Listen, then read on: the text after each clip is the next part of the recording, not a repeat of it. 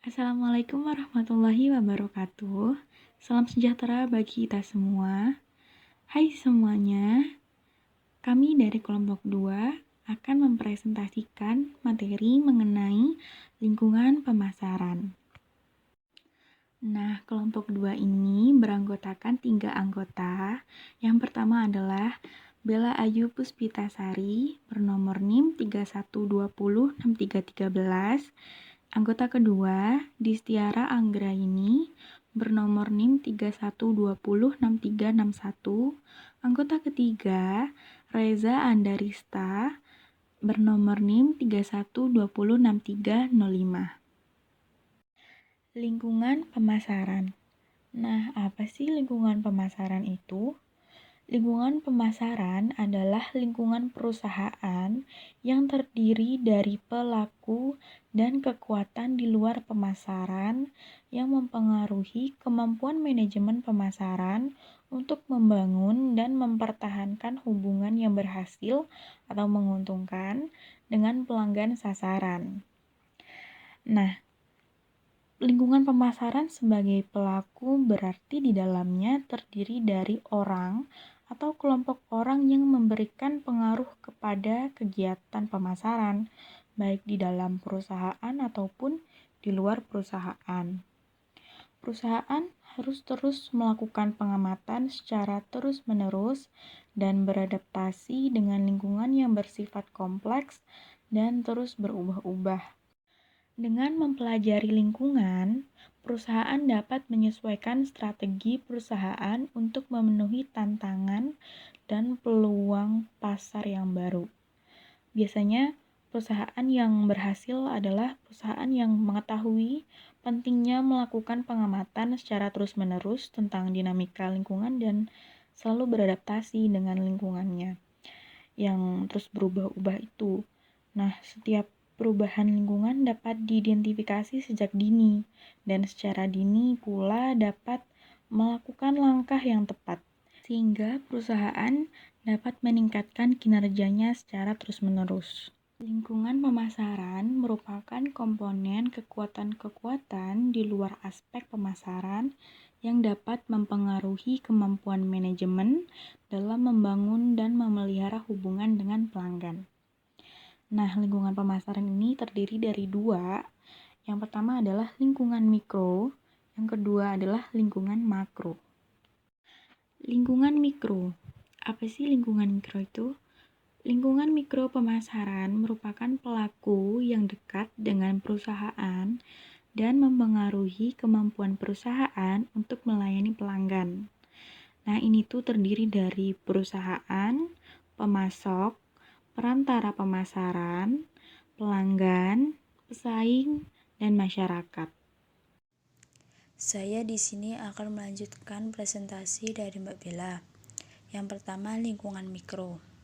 Lingkungan mikro pemasaran merupakan pelaku yang dekat dengan perusahaan dan mempengaruhi kemampuan perusahaan untuk melayani pelanggannya, yang terdiri dari satu perusahaan.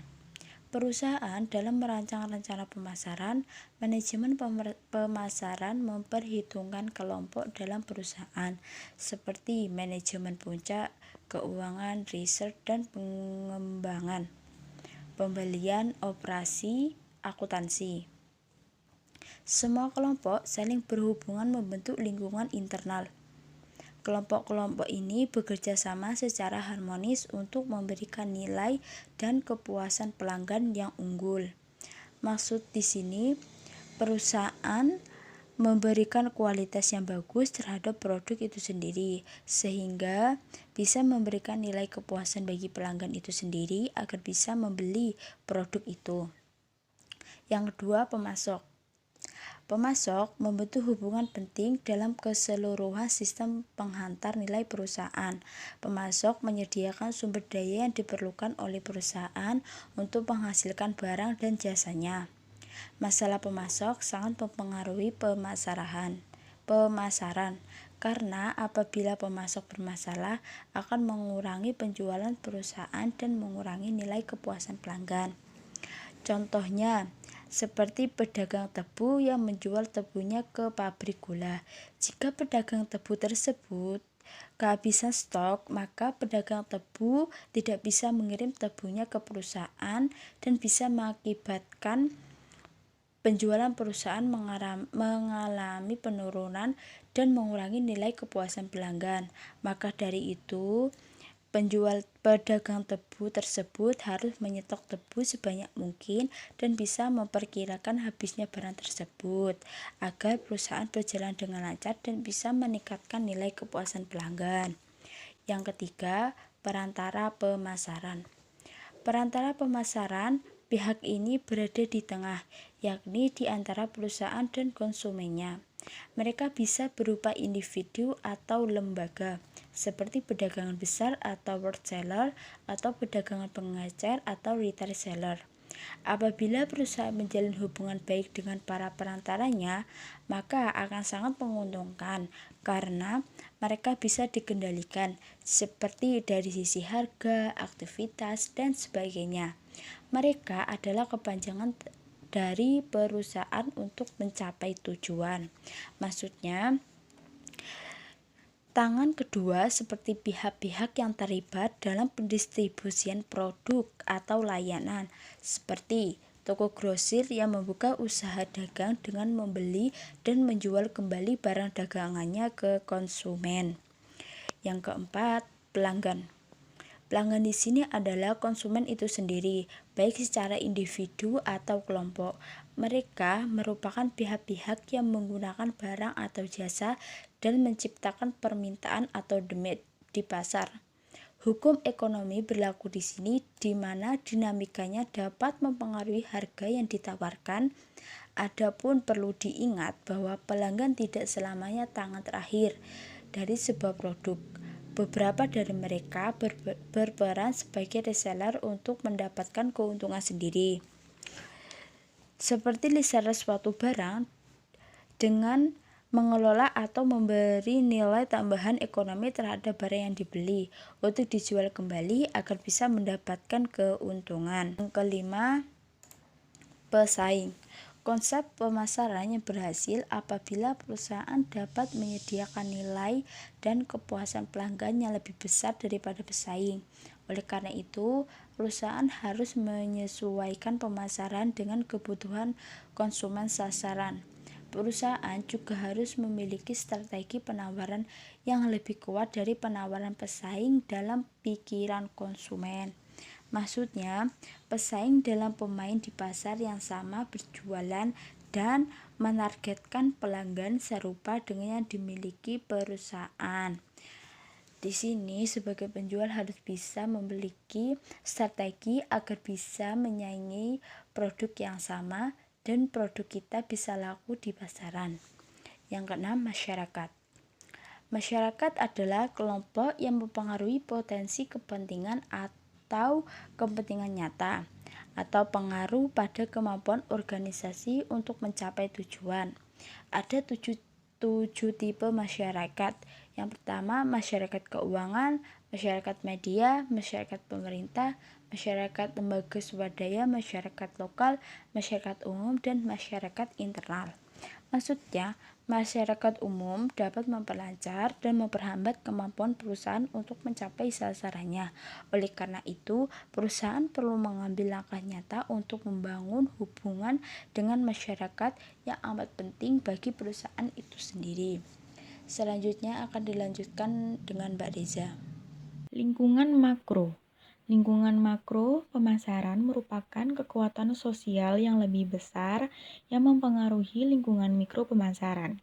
Lingkungan makro pemasaran terdiri dari lingkungan demografis, lingkungan ekonomi, lingkungan alam, lingkungan teknologi, lingkungan politik, dan lingkungan budaya. Nama saya Reza Andarista. Saya di sini mau menjelaskan tentang lingkungan makro yang terdiri dari 6 komponen. Yang pertama adalah lingkungan demografi. Demografi adalah studi kependudukan manusia yang menyangkut ukuran, kepadatan, lokasi, usia, jenis kelamin, ras, lapangan kerja, dan data statistik lain. Lingkungan demografi menjadi minat utama perusahaan karena lingkungan demografis menyangkut masyarakat dan masyarakat membentuk pasar. Yang kedua adalah lingkungan ekonomi. Lingkungan ekonomi adalah faktor-faktor yang mempengaruhi daya beli dan pola pengeluaran konsumen.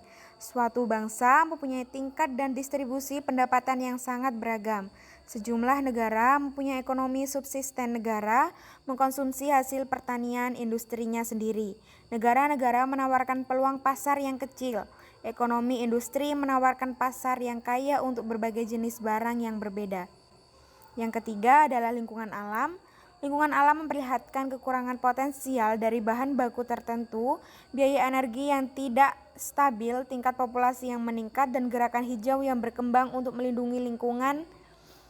Dan keempat adalah lingkungan teknologi. Lingkungan teknologi adalah kekuatan yang menciptakan teknologi baru, menciptakan produk, dan peluang pasar yang baru. Teknologi telah menciptakan benda-benda yang mengagumkan seperti pembedahan robotik, alat-alat elektronik mini, komputer, laptop, dan internet. Dengan adanya teknologi baru, maka akan menciptakan pasar dan peluang baru. Yang kelima, lingkungan politik. Keputusan pemasaran sangat dipengaruhi oleh perkembangan dalam lingkungan politik. Lingkungan politik terdiri dari hukum, badan pemerintah, dan kelompok LSM yang mempengaruhi atau membatasi berbagai organisasi dan individu di dalam masyarakat tertentu. Dan yang terakhir adalah lingkungan budaya. Lingkungan budaya terdiri dari institusi dan kekuatan lain yang mempengaruhi nilai dasar, persepsi, selera, dan perilaku masyarakat. Manusia tumbuh dalam masyarakat tertentu yang membentuk keyakinan dan nilai dasarnya. Karakteristik budaya yang mempengaruhi pengambilan keputusan pemasaran adalah keteguhan pada nilai-nilai budaya dan perubahan dalam nilai budaya sekunder. Sekian presentasi dari kelompok kami. Mohon maaf apabila ada salah kata maupun kekurangan dalam materi yang kami sampaikan. Terima kasih.